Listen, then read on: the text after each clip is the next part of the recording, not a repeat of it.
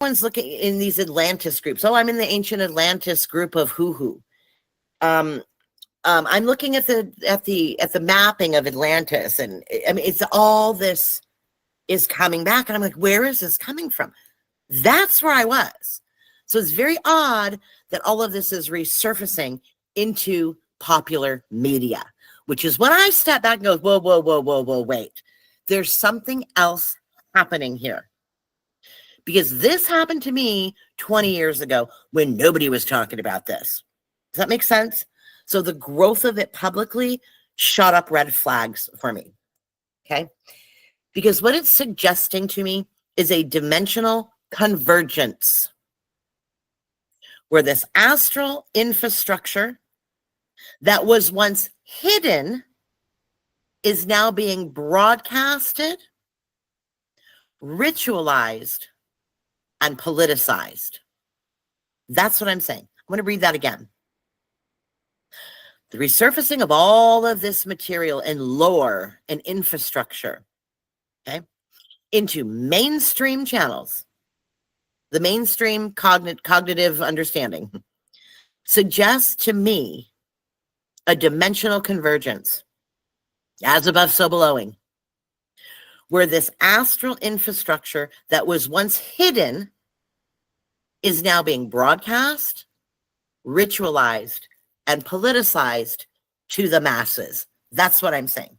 Hi, and welcome to our Bible study channel.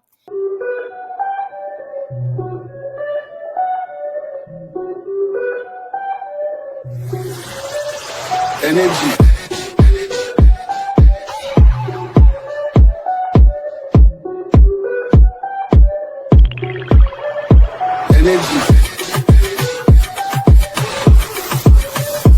Energy. You cannot fuck with this. Energy. You cannot fuck with this energy.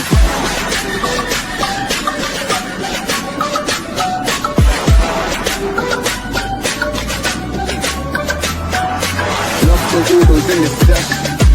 All of those who are listening. Don't miss the message, judging me. You cannot fuck with this energy.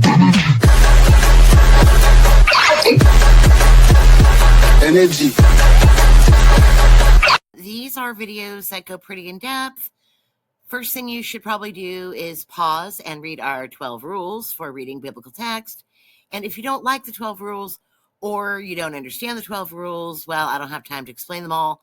Go back to the book that I wrote and uploaded on this channel, which takes you through the entire arc and how we made these quote-unquote 12 rules as a framework of what we found after 7 years digging meticulously and carefully through the text.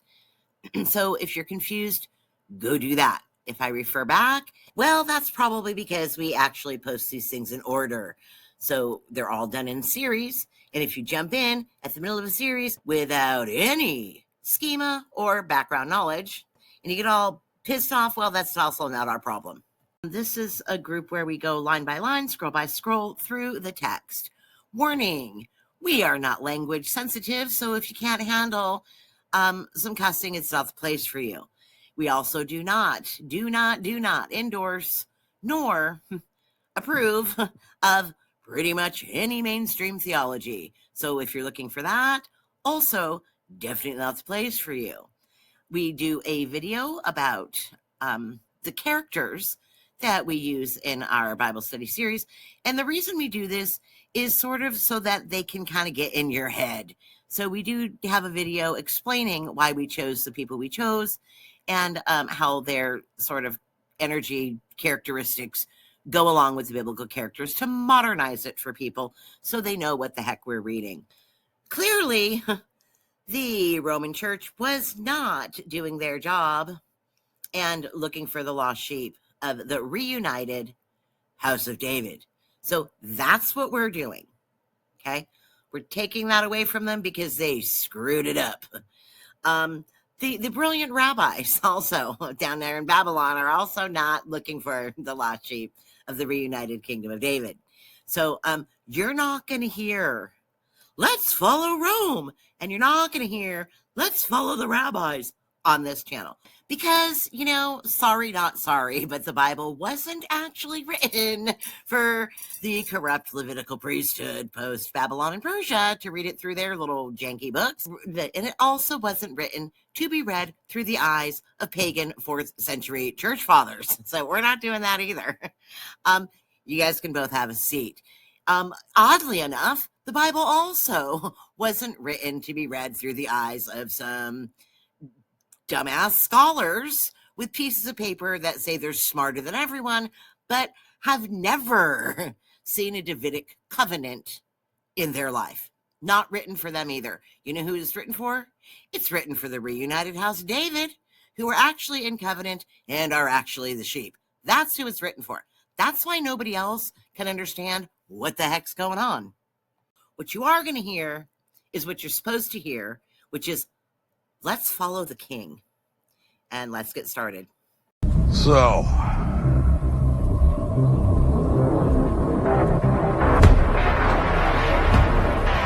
we are going to war. Yep.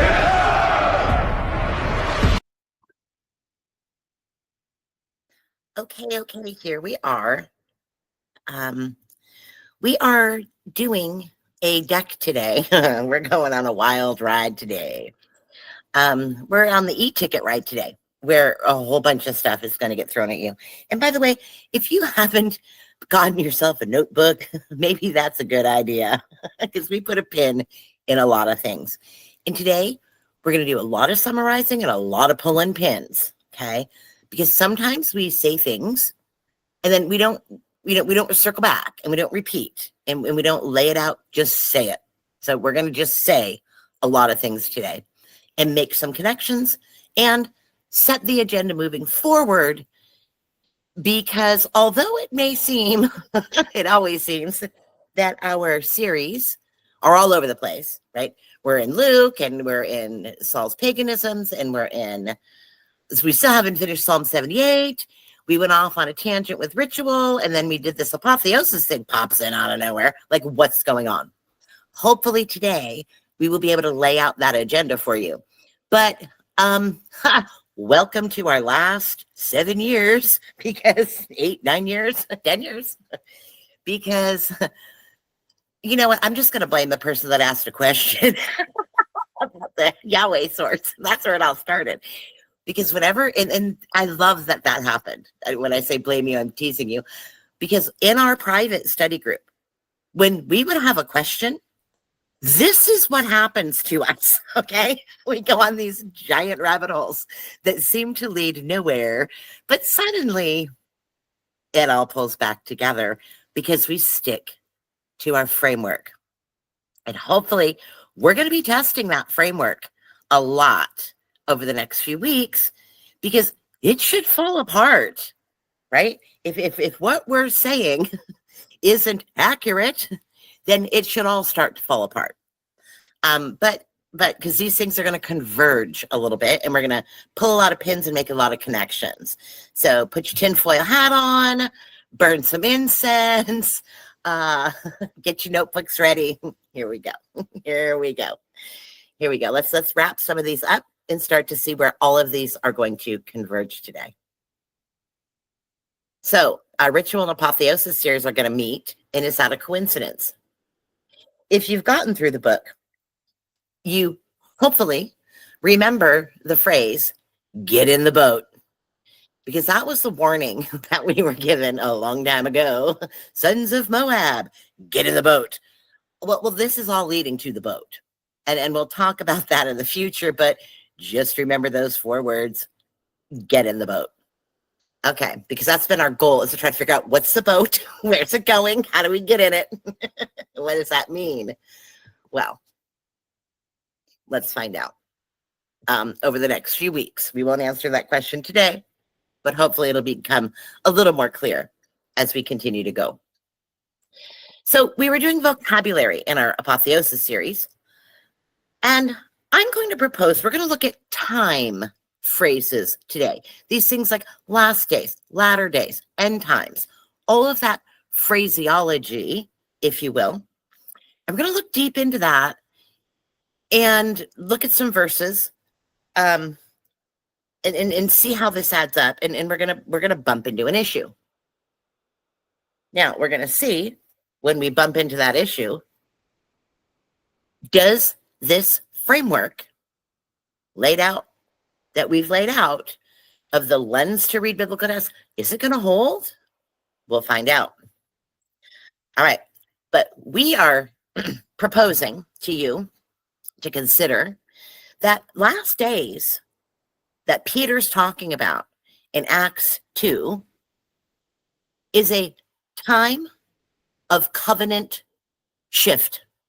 Okay? It is a covenant override. It is a Davidic override covenant shift, a dimensional shift, right? As above, so below on the occult side, or may your will be done on heaven as on earth.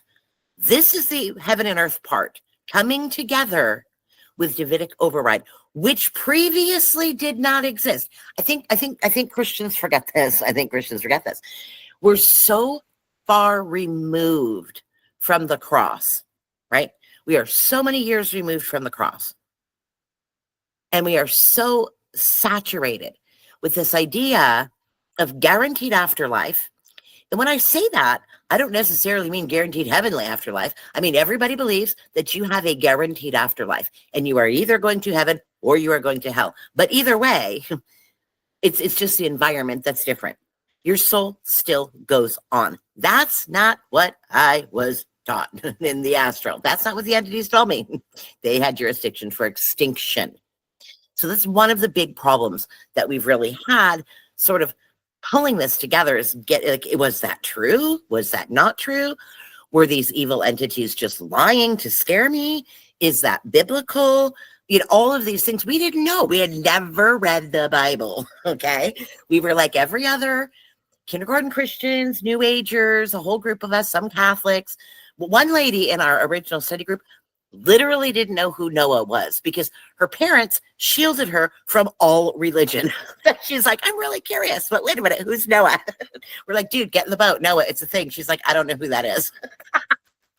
So we had a group of all kinds of people people who were baptized Catholic, Lutheran Protestants, Anglicans, evangelicals, New Agers, starseed people, the lady that doesn't know who Noah is. Like, we had a huge group of people with eyes on this text. So it was really, really cool. And every time a question would come up, we'd go off of these rabbit holes. But what we're proposing to consider, right? Because we don't do belief, you have to believe this or else. We believe covenant or else.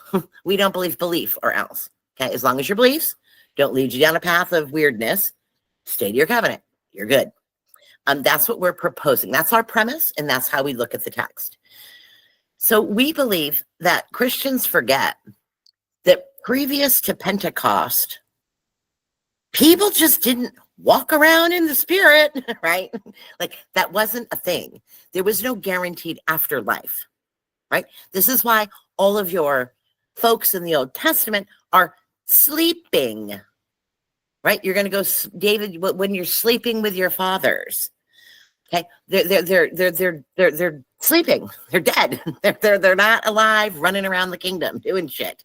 It was only God and his spiritual messengers, if you will, running around. And we've got a good team infrastructure and we've got a bad team infrastructure. And within that infrastructure, they've both got governments, they've both got hierarchies, and stuff's going on. But the humans had signed a death contract, so they were dead. They were dead. They were dead. Just saying, dead. Okay? Then the cross comes and we go dead, not dead, right?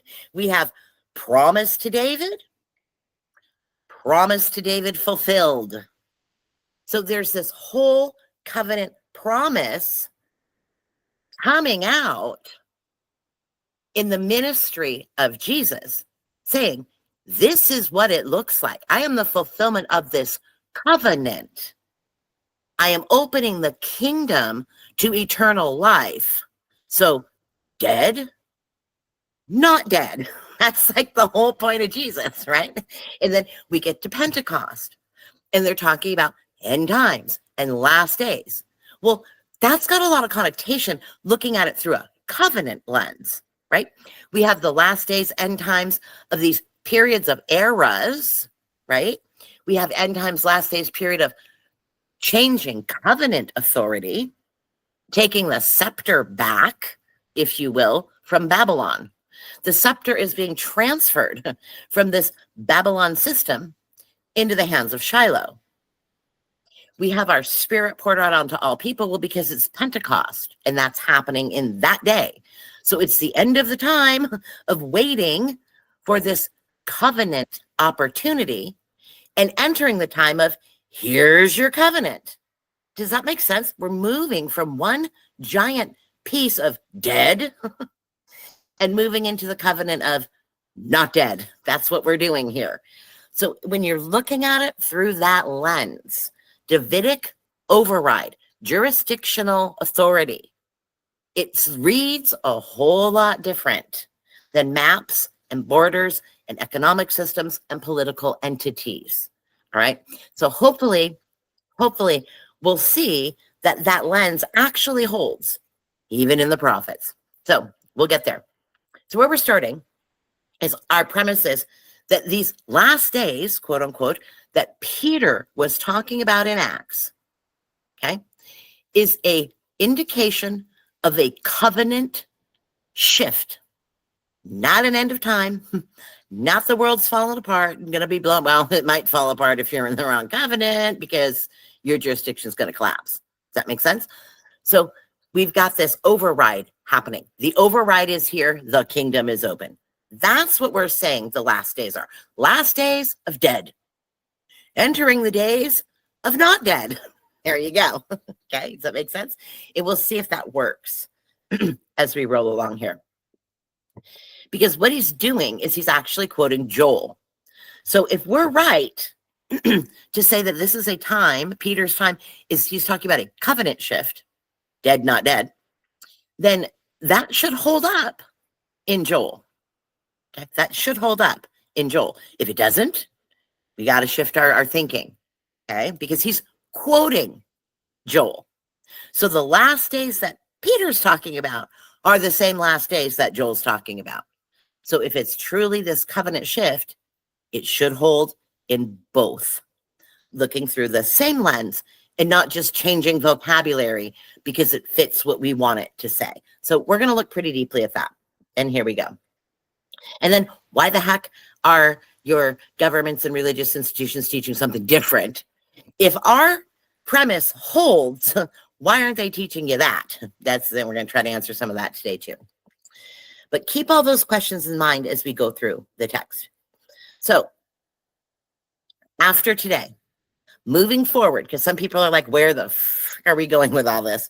Let me lay out a sort of agenda, and we reserve the right to change the agenda at any time. But welcome to the chaos when a question comes up or you go on a rabbit trail. So we decide, let's just get really transparent and sum it up and move from there. So after today, we're going to go back to Paul's paganisms, and we're going to take a look. We looked at the setting, and we linked it all to Aram. We're on the road to Damascus. Well, now we're going to take a look at these characters in that paragraph and what was the political and economic and socio-political status of the time. After that one, we're going to go back to Psalm 78 because we're not done there, and we're going to audit the lion, right? Because we have a premise as to who and what Babylon is. And it's not what they're telling you. I mean, it kind of is, but it kind of isn't. It's really the lion that's the problem. So we're going to audit the lion. We're going to take a look at some genealogy fog, like we said with Joshua and Caleb. And hopefully in that speculation in the genealogies, we'll sort of begin to answer this question. Well, then, what happened to the peasantry of Judah? Then we're going to go back. Once we have all that background knowledge, we're going to go back and we're going to read Joel 2 with all of this information that we're piecing together. So keep your notebooks handy. We're going to wrap it up in Joel 2 because if Peter's quoting Joel, then Joel isn't talking about the end of the world either.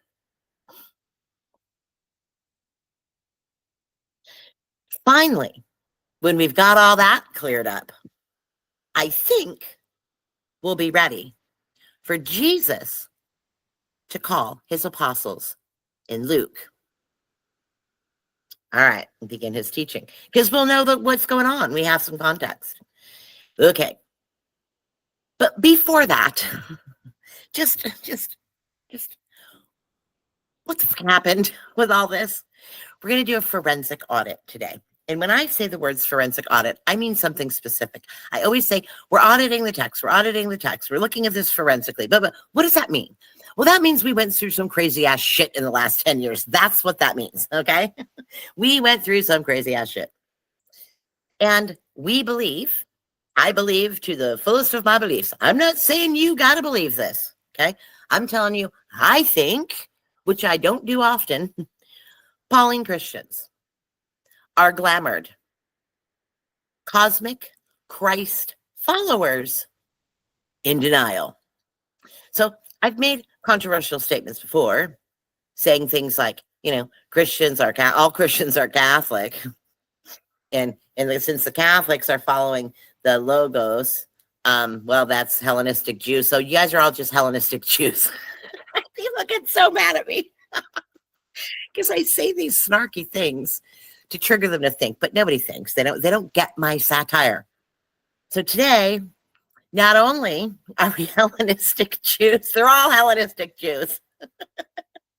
Now I'm going to say, and on top of that, they're all following the New Age Christ consciousness entity. So let's see if we can pull those strings. All right. The word audit, okay, actually forensic audit comes from the Latin word forensis, which means in open court or in public. Okay. So when you describe something as forensic, it means it's having to do with finding evidence to solve a crime, having to do with courts and legal system.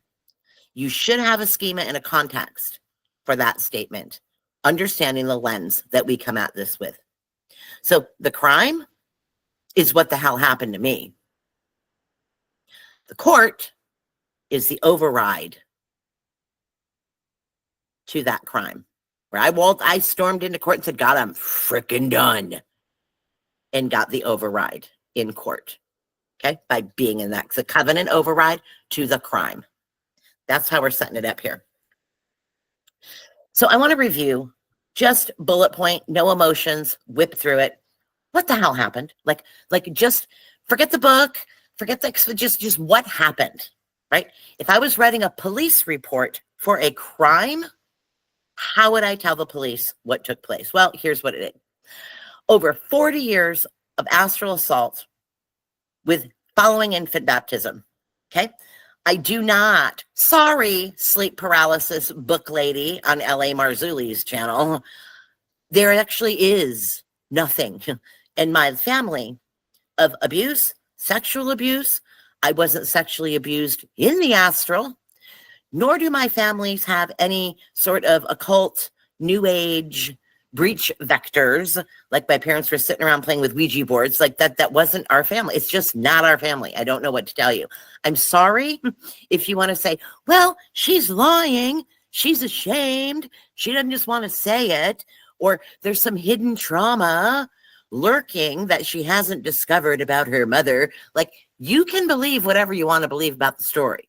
What I'm telling you, it's there ain't shit in my family of abuse or occult or secret societies, right? It's just not there. If it was there, it would have been a whole lot easier for me to go back and find the root cause, but it wasn't there. And that's kind of the point as to why I think our experience was so unique. You can't just chalk it up to, well, that was an occult thing, or they weren't Christians, or you can't say we weren't Christian. Dude, I was baptized as an infant. Okay. So under that logic, I should have been protected, right? There was no cult in my family. They weren't wealthy. They weren't involved in secret societies. Like my dad didn't even go to like the Lions Club or anything, like whatever, those little, Shriners people. Like this just wasn't my family. I'm sorry. It wasn't there. There was no abuse. There was no sexual abuse.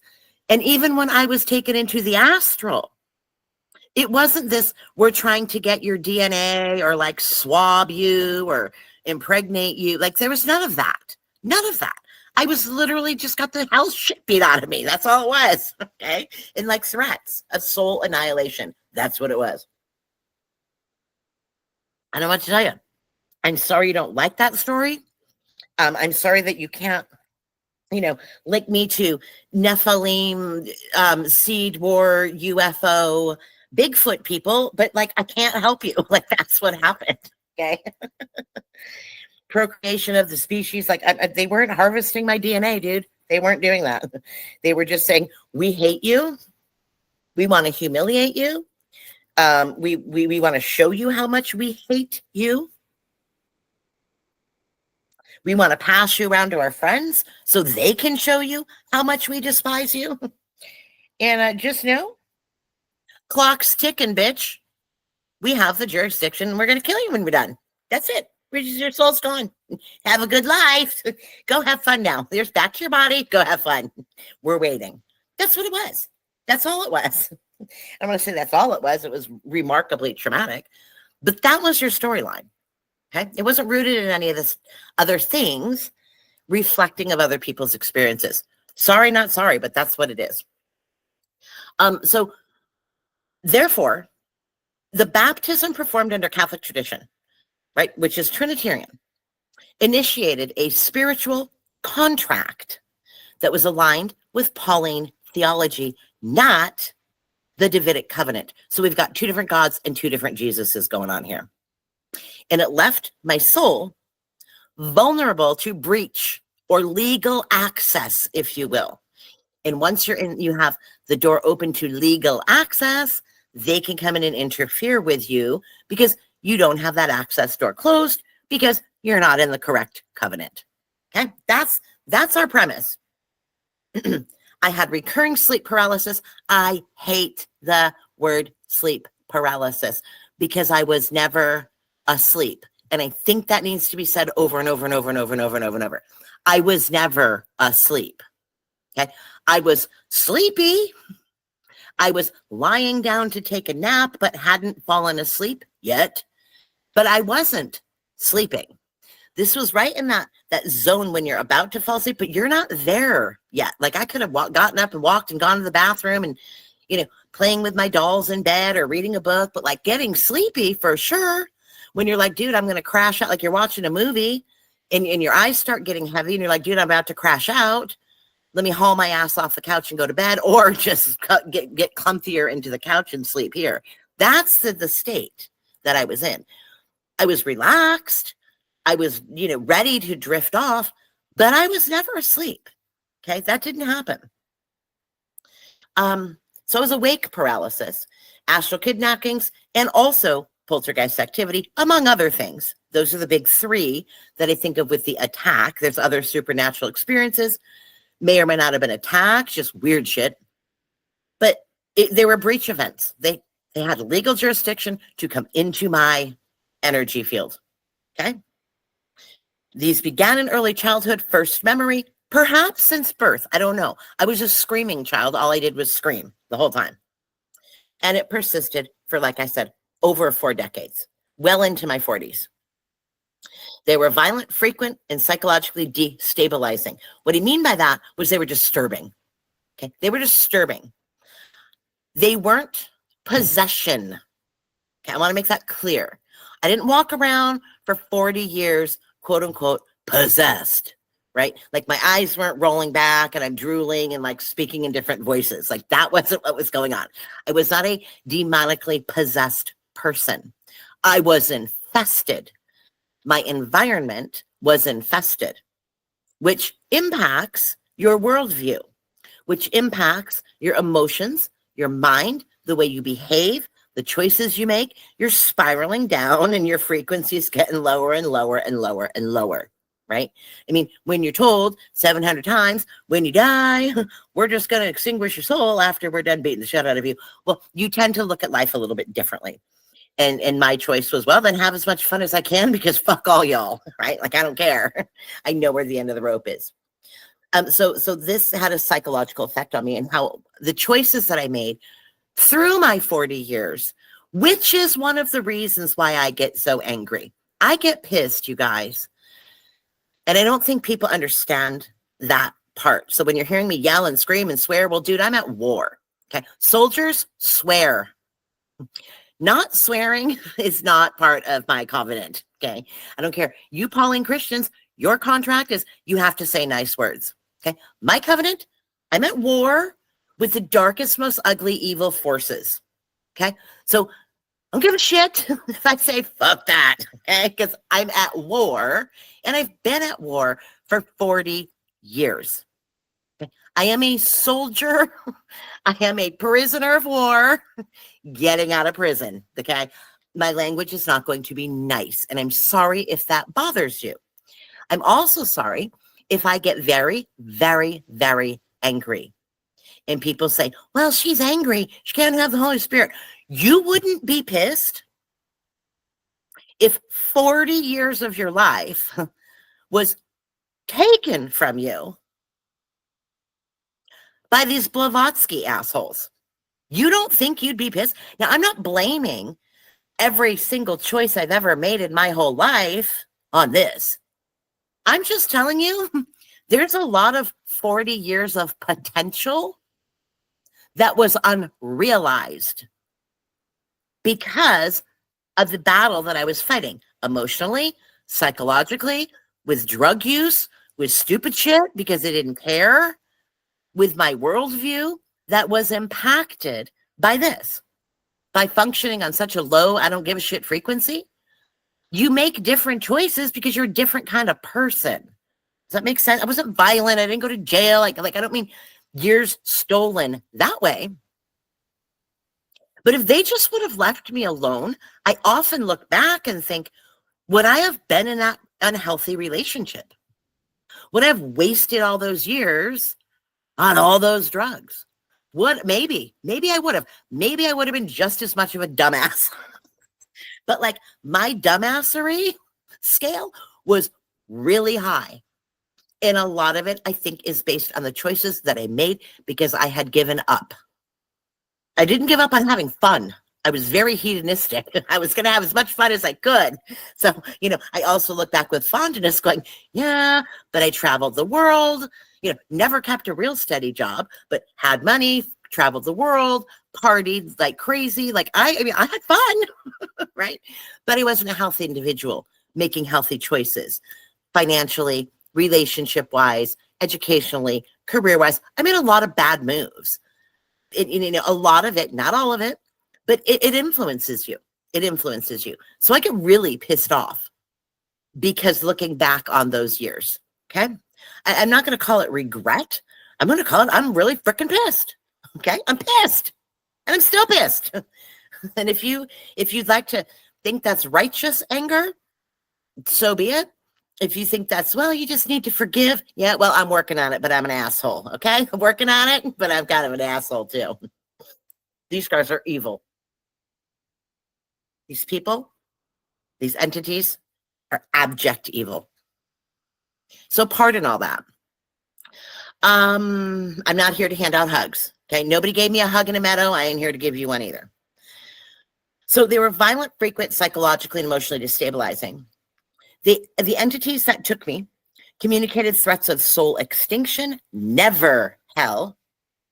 There was never a guaranteed afterlife, whether in heaven or hell. Hell is still a guaranteed afterlife. You don't like the environment, but they're still guaranteeing your soul is going on, okay? No. None of that. It was extinction. And it is, I cannot think of anything more terrifying. Some people are afraid of death in this life. I was terrified of death in that life. I would cry as a 4, 5, 6-year-old child. I would weep inconsolably for my family or my babysitter. And my mom's like, what is wrong with you? Get it together. Why are you doing this? Because I don't want people to die, Mom. And they thought I was talking about, I had this weird physical life of death obsession. No, no. I was talking about soul extinction. I just couldn't articulate it. That's what I remember crying for. Soul extinction. Because I thought, well, if this is happening to me, it's probably happening to everybody. And I used to weep for that when I was very, very young. So the tone, it wasn't about religious punishment. It wasn't about belief or not believing the right things.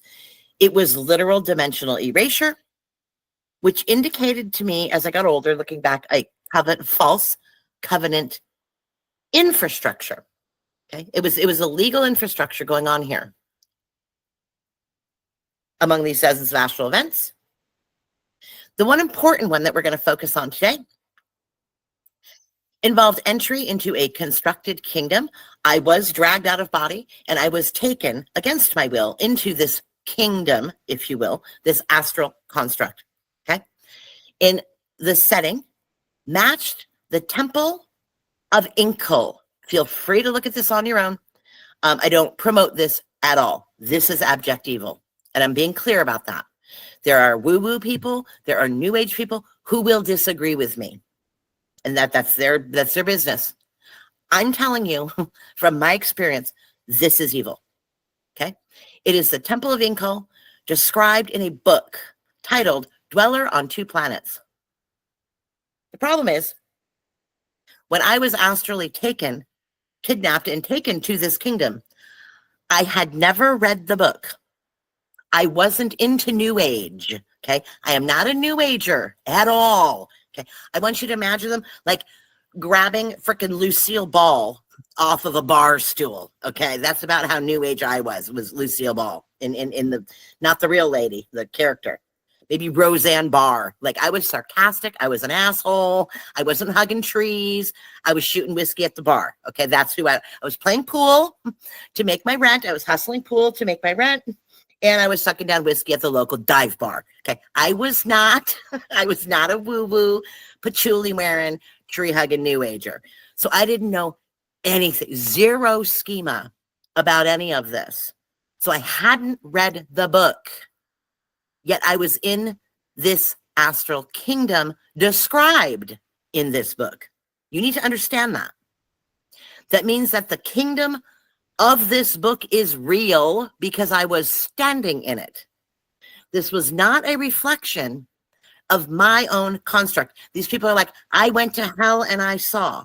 Okay. Well, that could be a reflection of the construct in your mind. They're constructing something for you that are based on your beliefs. This kingdom could not have been constructed for me because I didn't know anything about it. Okay. I just thought, oh, this is weird.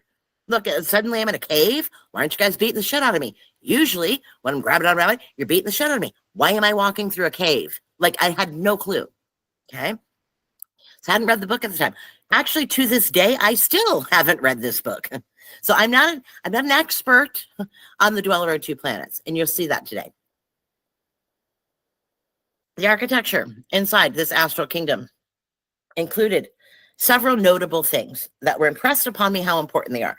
Because, you know, I say it's like ESP land, but it's not really. It is more of a full body ESP.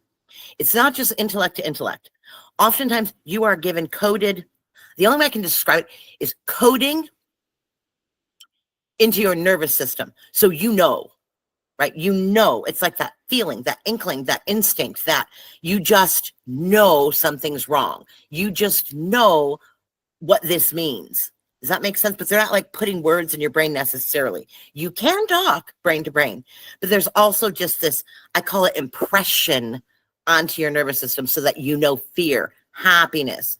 Yeah, that's how I got the this is janky, right? Like I felt what they were doing was trying to seduce me past the gate. And I felt that that was janky. It's just coded into yourself. That's what I'm saying. It's instinctual coding. And that's how it's energy to energy, if you will, I guess. I know that sounds really woo-woo, but if you can imagine that.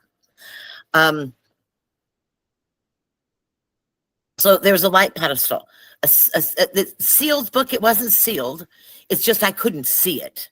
Okay. It was on a pedestal and the book was too high Because usually if you walk up to like, think of like a music stand, right? And you look down at the music stand and you read the book. No, the music stand was just a little too high. The podium was a little too high for me to look down and see what was in it, but the book was open. So I call it sealed because, jurisdictionally sealed. I wasn't allowed to see it, which is why it was too high for me. They were letting me know it was there, but they weren't letting me know it was in it. Okay. Patina Gate, stalactites, stalagmites coming up from the floor, but even walking through the temple, I knew they were fake. I knew they were constructed like Disneyland. It was very well done, but I knew it wasn't real. I knew I wasn't in a real cave. I knew I was in a constructed cave. That looked really good. I'm like, did you guys work on the Pirates of the Caribbean ride? Because this is pretty convincing. It was like that. Okay. When I put it, excuse me, took me a decade. A decade after this experience, a guy at work, I was telling him about it. We were having a woo-woo conversation. And he goes, you know what? Why don't you just type that into Google and see what comes up? So I literally wrote down my experience in a paragraph, described the setting the best I could. And what popped up was a chapter in the book. And that's where we're going to go today. Okay. It matched the text nearly word for word. And I don't mean like automatic writing, right? Or like, I got this magical message. I just said, this is where I was. And it went, oh, here's where you were. And it just matched. That makes sense? Entry beyond this gate. The gate was within the temple. So I'm in the cave. I'm looking at the light. I'm looking at the book. And then in this same cave room, structure, auditorium, temple place, there is also a gate that takes you further down an interior corridor that was curved, so you couldn't see down it. You could see down like maybe 15 feet, and then it was a corner. Okay. Think of like a catacomb without skulls, all right? It was just an underground tunnel cave dug out with, raw walls, dirt walls. And there was torchlight flickering beyond. So you knew there was something going on, but you couldn't see because it was around the corner. And you had to go through the gate, and they couldn't get me through the gate without permission to get down that frickin' hallway. That's where this whole thing took place. My interrogation disrupted the breach protocol. When I asked questions about the hallway, the book, the identity of the entities, they refused to answer. Their response was mental fog and cognitive scrambling. I couldn't get the name Jesus on my tongue. I'm like, I know I'm supposed to say something. I don't know what I'm supposed to say. I just called Jesus and Jesus, get me out of here. Okay. An immediate extraction protocol came from one of the SWAT team of David, I call them. Now, why this is important, okay? Why it's important to understand the structure of this experience, that at the time I'm like, I don't know what the hell that was. Totally, like this is literally 15, 20 years of work to figure this shit out. This isn't like, oh, I came back with a message the next day and started a YouTube channel. Like we've been working on this for over a decade of decoding this and understanding this. So, and I think it's important, now. This book, Dweller on Two Planets. Let's talk about what that book is, because I don't think many people know this. There could be a few people who are really new age and have really looked into that who might understand this. But most people don't know what the hell this book is any more than I knew what the hell this book was. Okay. Apparently, it was produced by automatic writing in the late 19th century. And I pause there so everybody in the audience can just sit back and think, what else was going on in the late 1800s? Well, a whole lot of shit. Okay. You can look at our quote unquote historical timeline. And for some reason, a lot of janky shit was going on. Okay. In the late 1800s. We've got our robber barons coming on the scene. We've got our European theater is bananas. We've got Blavatsky and all the theosophy stuff. Alice Bailey's in that time. Aleister Crowley, it's a little before his time, like he was being born. Let's say that. He's being born and coming into the world. We've got experiments. We've got explorers. We've got all kinds of political thought, spiritual. There's a lot of shit going on in the late. I'm just saying. Okay. this is a time where a whole bunch of janky shit went on. Just saying. And you can go down those, put your tinfoil hat on, and go down and start finding out all the shit that was going on in the late 19th century. But that's when this book was written, through automatic writing, which is an occult process of the entities give you messages in your brain and you're automatically writing it on paper. So the words aren't coming from you. They're coming from the entity working through you, if you will. Lots of musicians sort of talk about this entity to paper or entity to music process. Okay, that's all in the same category as this automatic stuff.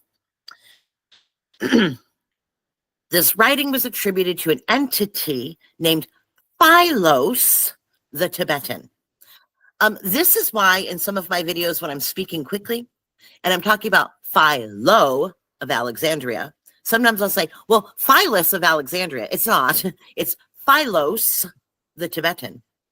And then in other places, historically, I'm speaking of Philo of Alexandria. Not the same thing. If I screw up the S on the end, well, this is why. All right. It's just a misspeak. Well, this entity named Philos, the Tibetan,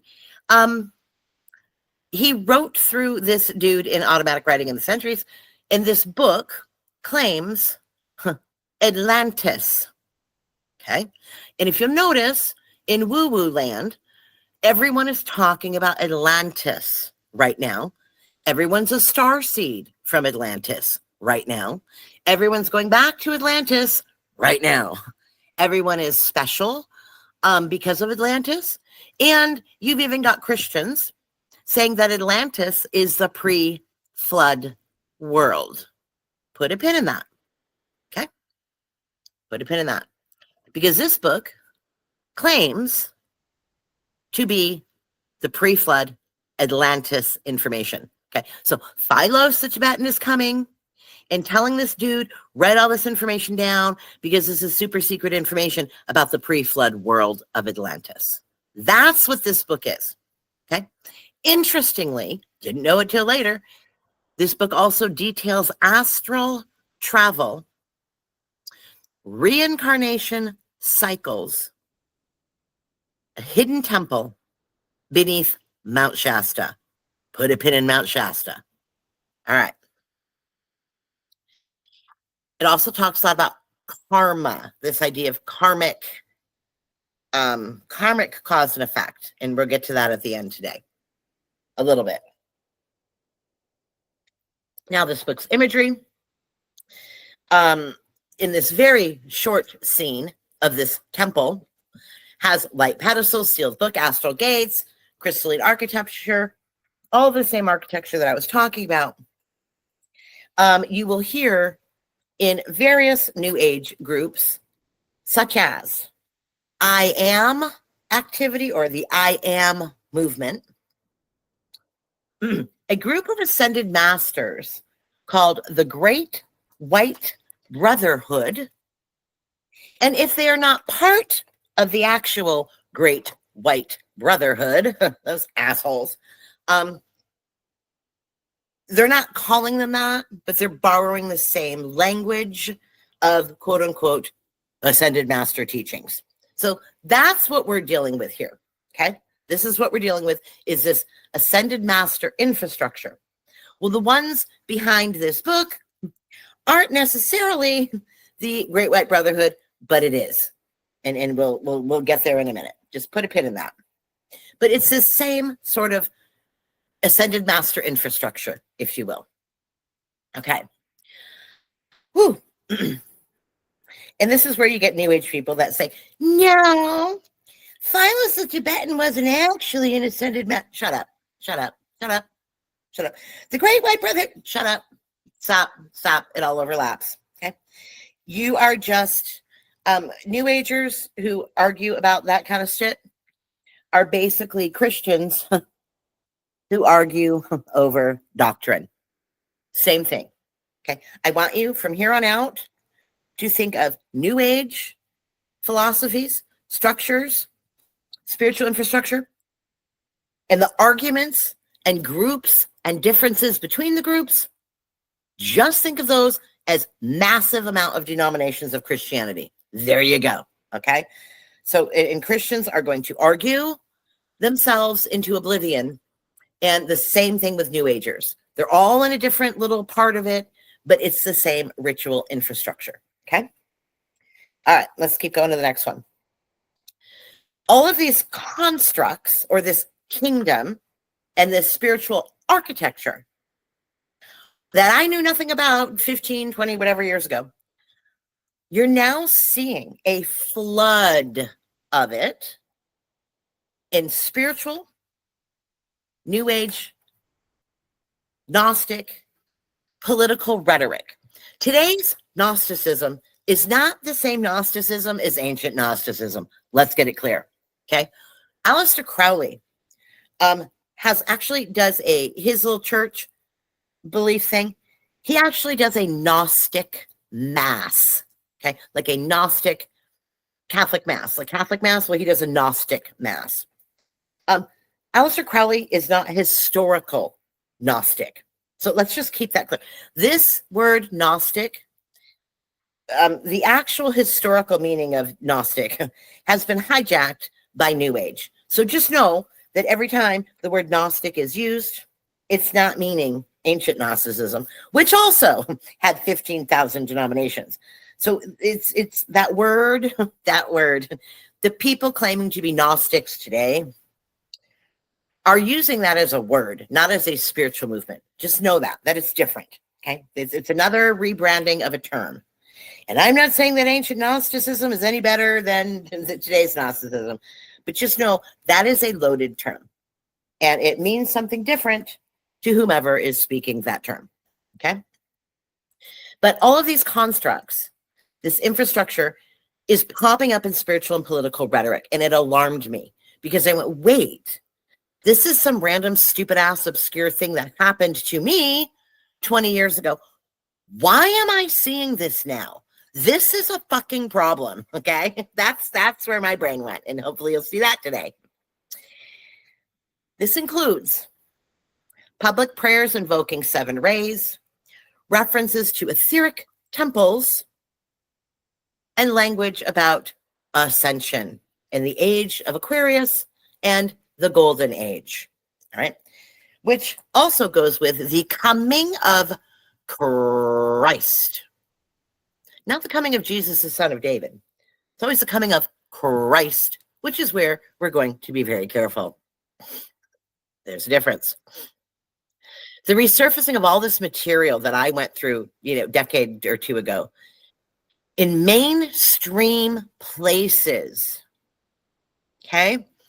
When I'm hearing reports of people doing ayahuasca and seeing these, when, friends from college look me up on Facebook and it's like, dude, you have ascended masters. What's going on? Like all of this everyone's a star seed, okay? From the Pleiades, all this stuff. Everyone's looking in these Atlantis groups. Oh, I'm in the ancient Atlantis group of who. I'm looking at the mapping of Atlantis, and I mean, it's all this is coming back, and I'm like, where is this coming from? That's where I was.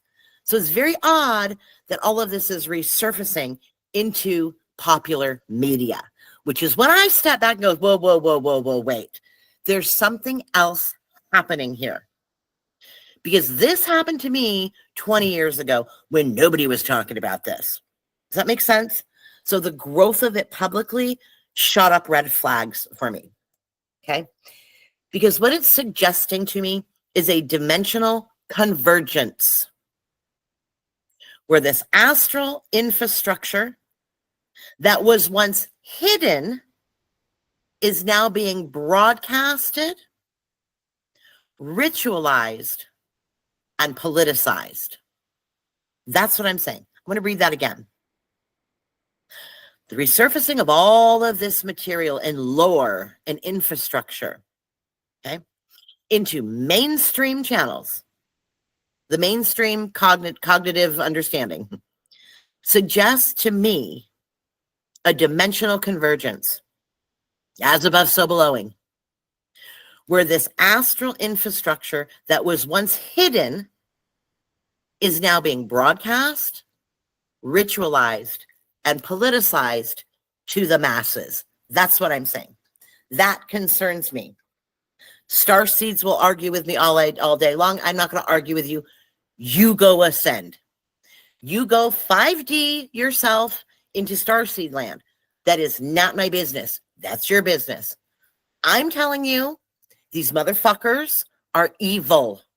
That's what I'm telling you. Okay? Well, you just don't understand. No, I understand. I understand. I was there since birth. I understand. All right. That's for me. You want to ascend? You go ascend. Maybe I'm wrong. That's how you go ahead. Go ahead. Maybe I'm wrong. I don't know. You decide. We report. You decide. So this extraction standing at the gate by the Davidic SWAT team was authoritative and non-negotiable. Zero emotional comfort, zero visual serenity, zero dialogue. It is. Came knocking. Knock, knock. There's no knock. Okay. David doesn't knock. The environment was pitch black and silent. We equate that with outer darkness. Unseen force, but an unmistakably strong scooped the body up from behind, yanking it out of the astral construct. And my physical body was returned to a complete waking consciousness. This is written wrong, with no transition. That's grammatically weird. What I want to say here is the soul, or the astral body, or whatever you want to call it, part of me, right, was returned to my physical body in waking consciousness with no transition. So my nanny was actually watching this happen because we made a plan. Okay, we made a plan. And I said to my nanny, I had a live-in nanny for my girls. They were maybe 10 years old, okay? And she was in her room, and I was in my room, and we had made a deal ahead of time to figure this out. And I said, if this happens again, because it always does, I'm going to take every ounce of my energy, and I'm going to grunt into a baby monitor, okay? And you hear that grunt into the baby monitor, hooked into your, you come. And I want you to watch my breathing. I want you to watch my rapid eye movement. I want you to watch if my muscle movement, take my pulse, the temperature of the room. Is anything flying off the walls? Like anything you can note in the environment and on me when it happens. Because I'm not asleep when it happens. Therefore, I knew it was coming, right? I can hear the thing in my ears, and I know what's going to happen. The train sound that comes in my ears is a frequency thing. I know I'm a goner, but I'm in paralysis, so I can't move or talk, okay? But I thought, you know what? A couple times I've been able to wiggle my toe, right? And get myself out of it. So if I take every single ounce of energy that I can muster before I go and battle this and just move all that energy to my mouth and get out a grunt, she'll hear me.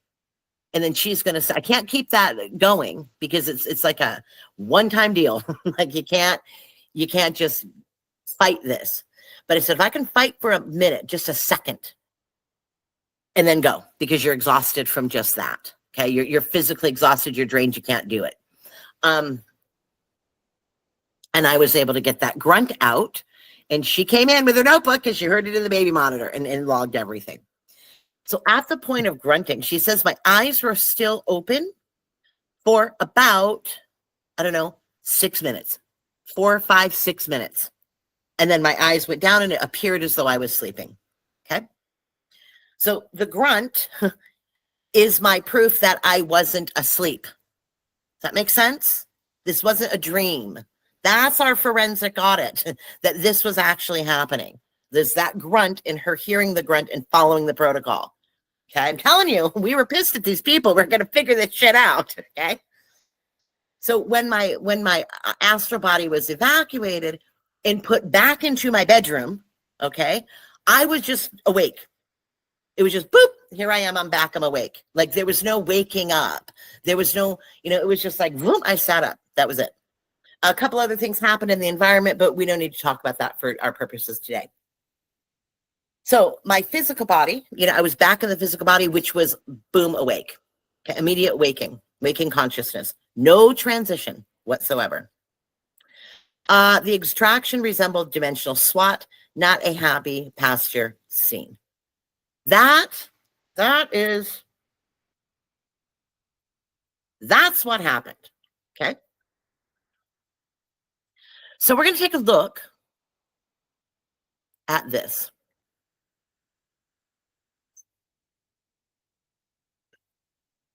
Astral temple, stalagmites, unfed light. Here we go. The phrase astral temple, stalactites, unfed light, most likely originates or refers to the esoteric novel, A Dweller on Two Planets. So just look, all I did, astral temple, stalactites, unfed light. There it is. That's where we are. Okay. Yes, it certainly does. Certainly does.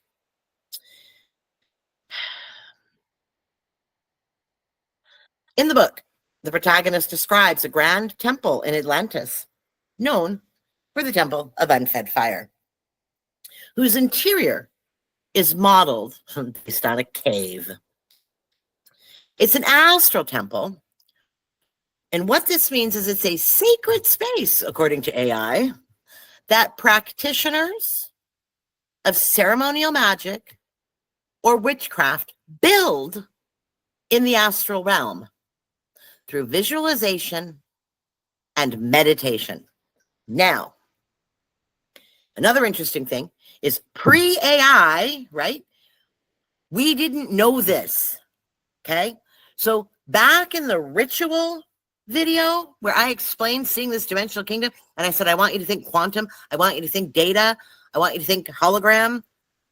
We figured that out before we knew this information. Does that make sense? We're like, this seems like a constructed astral kingdom. That's how we got here, okay? Now AI is saying, yeah, that's what's happening. So it's just another piece that comes back 5-10 years later and says, oh, look at, you guys were right. It was constructed. Does that make sense? All right. The unfed light. When I got back into my body, right, with the nanny sitting there, I was obsessed with this light. It was remarkably important. The importance of it was impressed upon me to such an extent that I didn't even eat. I spent days trying to write down this light, not understanding the difference. And here's a key point. At this point in my experience, I did not understand the difference between Team David and Pauline Jesus. I didn't know there was a difference, okay?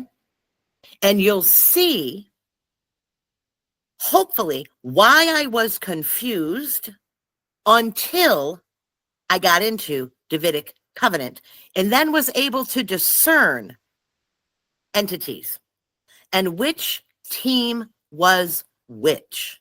Because for years after this experience, because I did not have a schema for outer darkness, because Christians don't teach outer darkness, you fucking assholes. See how I get pissed? See, if I would have known this, you see how much easier my life would have been? Here's an example. I never heard of outer darkness because fucking Pauline Christians don't teach it. So I didn't know. Get it? So I'm pissed because I wasted another fucking 10 years trying to figure all this shit out, not being in Davidic Covenant. Get it? I was rerouted to heaven and hell, heaven and hell, heaven and hell. Just believe harder. I was rerouted constantly everywhere I would look because nobody explained outer darkness. So I didn't understand that the entity that saved me was plucking me out of an astral kingdom in outer darkness from Team David. I didn't put that together immediately because I didn't fucking know, right? I didn't understand that magic or practitioners of ceremonial magic and witchcraft build sacred temples in the astral realm through visualization and meditation. I didn't know that. Nobody taught me that. So I didn't know where I was. And the people in the temple are telling me they're on Jesus's team. And this is God's light. And it's really important. And there's all these secrets, and this is the light. You get it now? And it wasn't until they confused my brain. And then I'm thinking, well, maybe I did something wrong. Maybe that really was the Jesus Paul place. And I was wrong. Like, I don't know. I don't understand. And then who is this entity? Was the entity that came behind me the good guy or the bad guy? I don't know. All I know is everything was gone and destroyed. And I was in blackness. Well, blackness doesn't seem like a good thing. Why did this thing come and drag me into darkness? I was put back in my body, so I felt safe. So I'm thinking that was Jesus, but maybe Jesus was in the temple, and that, I didn't understand. I wasn't separating the two teams. I didn't know who's on the good team, who's on the bad team, who the guy coming up behind me was versus the guys in robes versus the light versus the book. I'm like, the fuck? Is that a book of life? Like, what is this? I didn't have the cognitive schema and infrastructure because Protestant Christianity doesn't fucking teach you shit about shit. But now it makes sense when I read this, because this is exactly what I told you back in the ritual video. But we figured this out before AI was around to tell us, okay? So thank you, AI, for confirming yet another thing that we figured out over time. We didn't figure it out this way. We had to figure it out not with an AI search. Our asses had to figure this out by going to fucking Newton, right? Going to Einstein and studying the ether, and going to James and reading about the ether, and going to fucking Blavatsky and theosophy and reading about we had to read about this shit to try to put together this idea. Now you can just go right onto AI and it tells you all the fucking information. There it is. There you go. Have at it. Okay, does that make sense? So this unfed light, when I was back in my body, awake with it, Annie, I was obsessed with this light. Okay, I was trying to draw it and I couldn't draw it. It was, I was explaining it to people like the burning bush. I wasn't saying it was the burning bush, but it had aspects of the burning bush in Moses, and it dinged in my brain because it didn't have fuel. And it wasn't destroying itself as it burned. Make sense? There was no fuel, and it didn't eat itself or consume itself as it burned. That was important.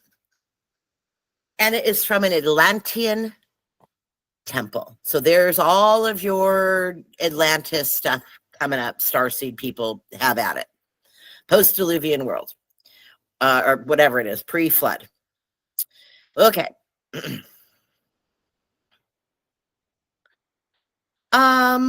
That's what we have. So the next place I went, let's read it. Let's share this tab instead. And let's rewind ourselves back. I don't know. How old am I now? Let's go back 15 years. Okay. 15-ish years. And take a look at the chapter of the book that came up when I typed my experience into Google. This came up. This is the actual book, Dweller on Two Planets, okay? By Philos the Tibetan, magically inscribed to Frederick Oliver in 1894. All right. The adoption of this dude, can't say the name, no idea. Another example of a word I've never heard, but let's use my really bad phonics skills to try to decode it. Zalem. That's what we're getting, okay? I've never read this book. It's got all kinds of weird words and names. All of these words and names are really bizarre, okay? So I'm not going to read through this because I can't pronounce any of this shit. Okay, this isn't in my vocabulary. This is woo-woo words, and I don't know what the hell these things are. But they're different people, places, entities, deities. Who the hell knows? I never read the book, okay? I haven't read the book. But this is the chapter that popped up to me. And I read, the great temple was distant several miles, but a few minutes sufficed to bring us to its huge structure. It was shaped like the Egyptian pyramid, but not so high. I didn't see that because I was never back far enough to see it from a distance.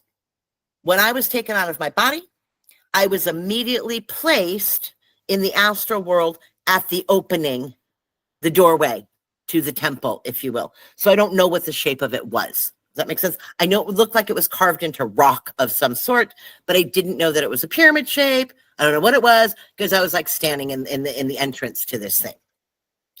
So don't know about that. Can't talk about that, but it's funny that it goes back to Egypt again. Those darn Egyptians. Those darn Egyptians. All right. Besides a number of small apartments, the building contained one vast hall with a space for several thousand worshipers. I didn't see that either. I did see small apartments, but I wouldn't name them apartments. I would say it was like a hotel hallway, okay, decorated to look like a cave, but you could see doors off the hallway, not unlike a hotel that has a series of conference rooms, if you will. So there were conference rooms off of this hallway of the cave structure, if that makes sense. So I don't know if that's what they mean by apartments. I would say smaller conference rooms. And when you get out here and it opened up into the vast hall for several thousand worshipers, mine was smaller than that. I would say 1,000 or a few hundred. I think of several thousand would be too massive for what I saw. Okay. Maybe it was compacted visually for me, because it's a reconstruction of this, if you will, right? So it's not exactly the same.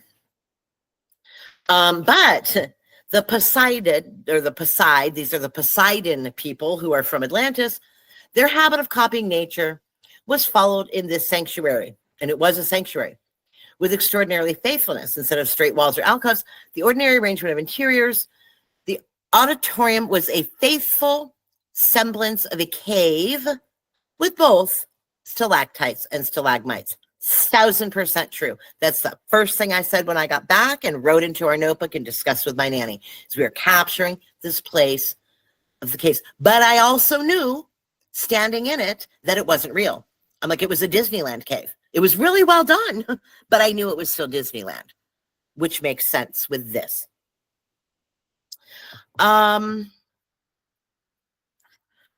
Utility was consulted regards to stalagmites that too much floor space should not be occupied. Very true. But the stalactites have been placed thickly as space allowed and sparkled like stars from the light and the incandescent lamps swinging. Yes, there were these lamps that showed what I want to describe as pinholes of light onto the ceiling. And they actually looked like stars. Okay, so when you looked up, it looked like you were looking at the nighttime sky. Think of Las Vegas when you're walking through that one hotel, and then it looks like you're actually, the sky is above you. I don't know if it's Paris or if it's Venetian. One of those has a sky that's done, and it actually looks like the sky. That's what I was seeing. Okay, and there were these lights that shine these pinhole, if you will, up onto it to look like stars. That's what I was seeing. Okay. And they sparkled like stars in the light from the incandescent lamps that swung. I saw things hanging, but I didn't identify them as lights at the time because I was too mesmerized with looking like how the ceiling looked like stars. So I wasn't really paying attention to the lamps. I was paying attention to the stars. These lamps were concealed by broad concave shades so that their glow was wholly visible from beneath, but shining upwards, reflected from myriads of white needles, filling the temple with steady and soft but powerful light. I don't know. I didn't analyze the lighting that much. Okay. And it was a quiet light. It was twinkle lights, like, little Christmas tree lights, kind of. It was very dark. It was very dark, but like comfy candlelighty. All right. There was an unimposing but ample portal. With the hall to the holy seat in the back of the sanctuary. This is what I think the gate was. Okay? This unimposing but ample portal to the holy seat in the back of the sanctuary. This is what I think the gate was leading to, that I never went down. I'm guessing, again, I don't know. I didn't go through the gate. And there was the high priest back there. But in the temple, we have this triangle. And I've said oftentimes, what I saw was a triangle and then a square cube pedestal. And then this light formation was on the pedestal. Okay. To me, it looked like rough cut quartz, if you will. Huge. And it was like a quartz or some kind of natural gemstone looking thing, sort of like a salt lamp, if you will, because it was kind of rough around the edges. It wasn't smooth. It looked fresh cut geology, if you will, of some sort. But this divine light, okay, I will describe this especially sacred part of the temple. It was raised, triangular platform, several inches higher than the floor. In the very center of it was a large block of crystal quartz. I don't know what color quartz is, but the block I saw was black. Okay. It reminded me of the black Saturn boxes, or the boxes that the rabbis wear on their head, or the Saturn box, or the box they run around in Islam to take it was a black box. Okay. I don't know what color crystal quartz is. That sounds more light to me. I saw a black box on top of a triangle. And on the perfect cube was the Maxim light. This seemed a flame in the shape of a giant spearhead, and it cast a light of intense power over all things around, yet no one could look at its steady, unwavering white glow without desiring shade for the eyes, even though they weren't strong. 3 times the height of a man it stood, a mysterious manifestation of Inkal, who is, I think, their high priest or their god. I'm not sure. I think it's a god. I don't know. It could be their Christ god. I don't know who this is. In reality, it was an occult Odic light.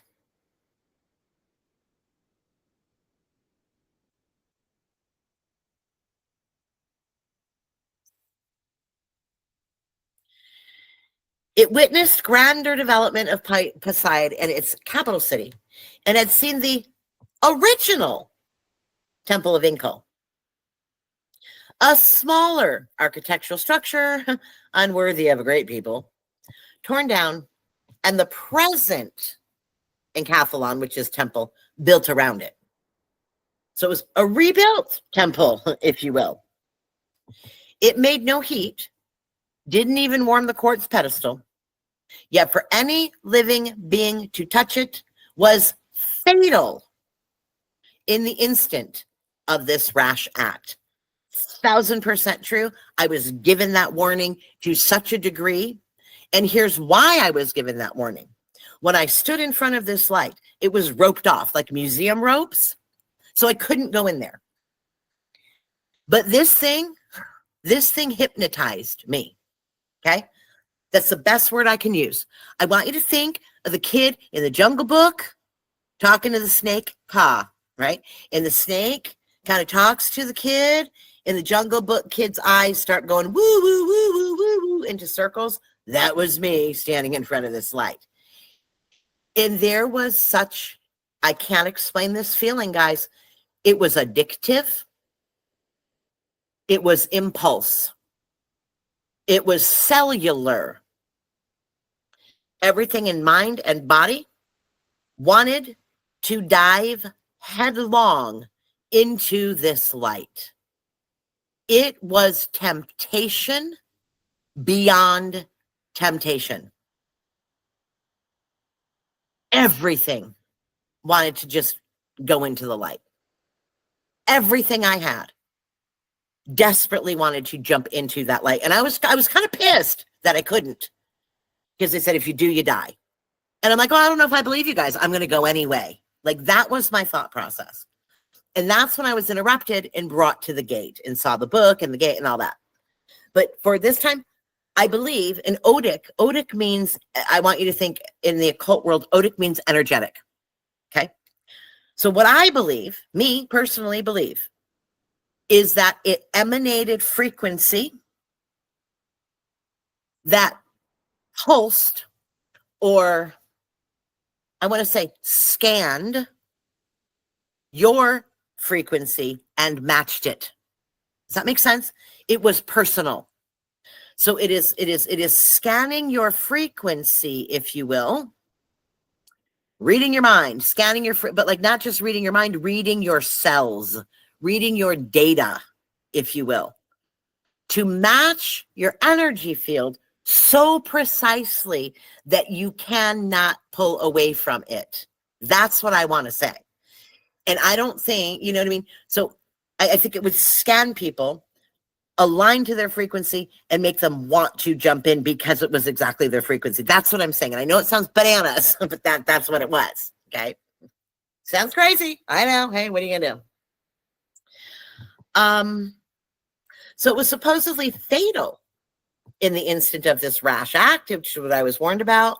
No oil, no fuel, no electric currents. No man tended it. Its history was peculiar and cannot fail to interest you, my friends. Yeah, well, great. But the interesting thing is,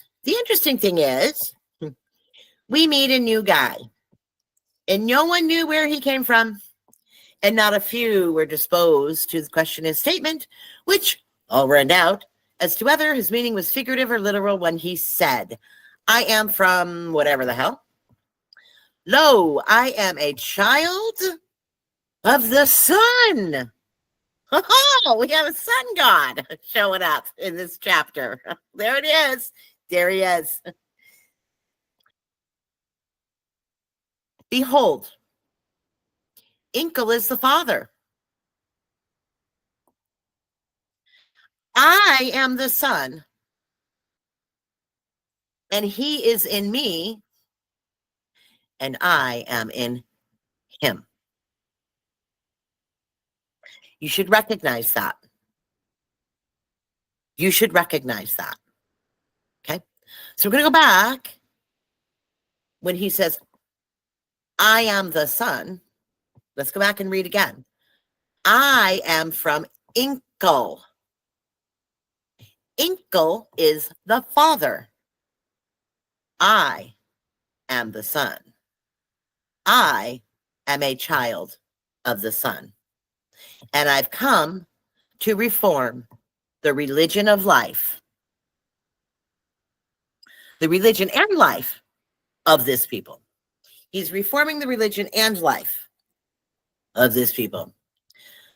So right here, we have your counterfeit Christ, which again is why I told you, having very limited information, because Christianity doesn't teach this. And they don't teach you to discern. I spent years not knowing. I wasn't worshiping anybody. I didn't start calling on ascended masters. I was afraid enough of the astral to not get involved with these people. Does that make sense? Because I didn't know what was happening. But that doesn't mean it didn't nag me for 10 years going, what is this? What is this? What is this? What does this mean? What team is this? I don't understand. Right? I didn't understand because there's a false Christ here in this temple. The entire Christ, the entire temple is infused with the false Christ, sun, God mythos, which is Paul. And we're going to keep making that connection. But notice how biblical that is. All right. We asked him to prove his claim. All this magical stuff happens. Okay. He's drawing with his finger, stepping outside of the lines, doing, okay, whatever. He placed his finger on the rock and blew with his breath. There's that breath work we're always talking about. And he withdrew the finger of the Maxon, or the fire of Inkle sprang up. So the way that this Christ person proved themselves was true was stepping out of this to this platform of this magical light, okay, and placing his finger upon the rock, blowing on it. So this is the breath. This light comes from the breath of this dude. And when he withdrew his finger, the fire, the Maxon light, sprang up, and thus had cube and unfed fire remained during all the centuries since. So this light came from the sun. Okay? The sun of the sun, the son of the S-O-N from the S-U-N. Okay? With his finger, he drew a square. He steps outside the lines and a block of quartz. So he drew a square that became a square, a cube. Okay? Put his finger on the rock, blew with the breath, took his finger away, and we have this magical fire. That's what we're talking about here. Okay?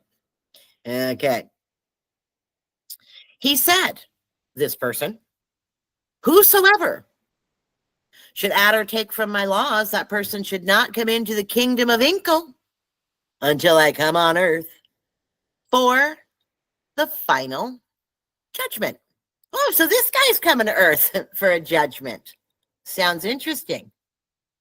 Sounds interesting. No one ever desired to disobey. The laws on which this ray, okay, had given were written by him with his finger upon the Maxon stone, and no work of sculptor's chisel was better done. They were also written upon a book of parchment leaves, and he placed under the light itself, which sprang from the surface of the book and have remained ever since unharmed and unscorched. This wonderful writer of the law placed it there for all the people who could enter the temple. The new temple could be built in place of the old one. This is my law. It's also written on the stone.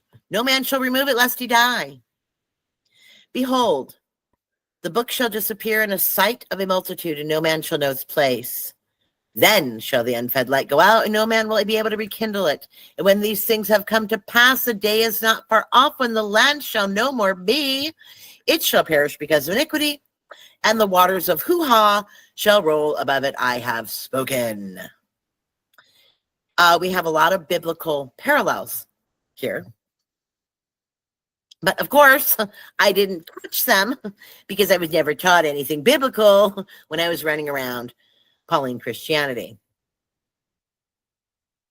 What else do I want to point out here? Someone was destroyed by the Maxon light. But interestingly enough, as we keep going, people are, remember the death, you can't jump into the light because you're dead? Right? Remember that? If you jump into the light, you're dead. Well, oddly enough, later on in the same paragraph,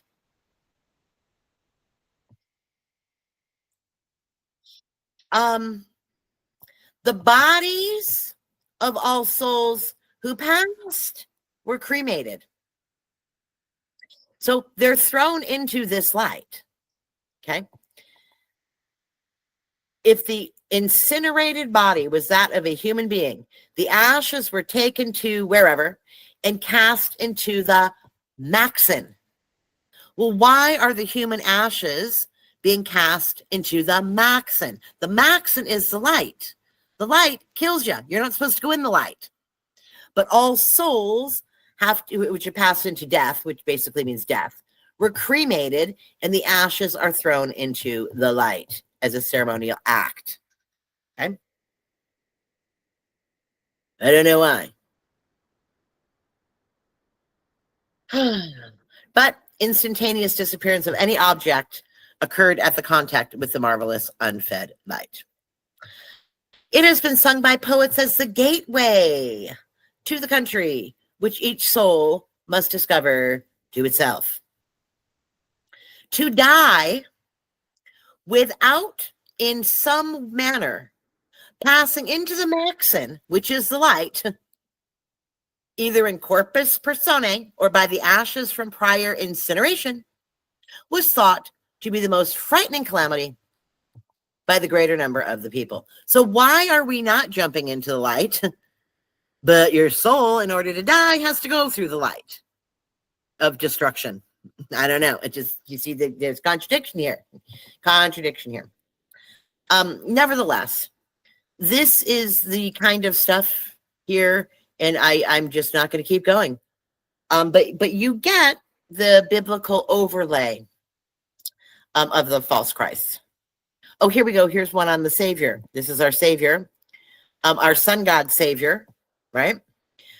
Where is the hope of my years? My name is still on the book of life, still there and not erased. Karma is severe, my brother, my sister.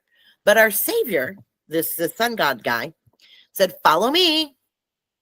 He that has an ear to hear, let him hear. Be ye doers of the word and not hearers only. So you've got all of this biblical language with the son of the God of the Son. All right. So from here, let's share this tab instead. From here, we started to look at the book. Okay. But wait, there's more. Because, guys, we're just getting warmed up. See you next time.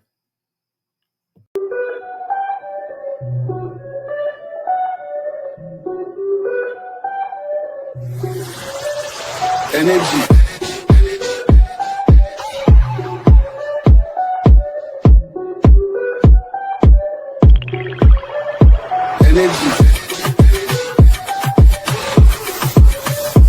Energy. You cannot fuck with this. Energy. You cannot fuck with this energy.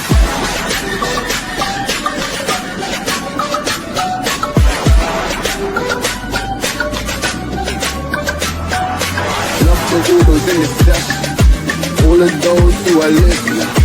Don't miss the message, judging me. You cannot fuck with this energy.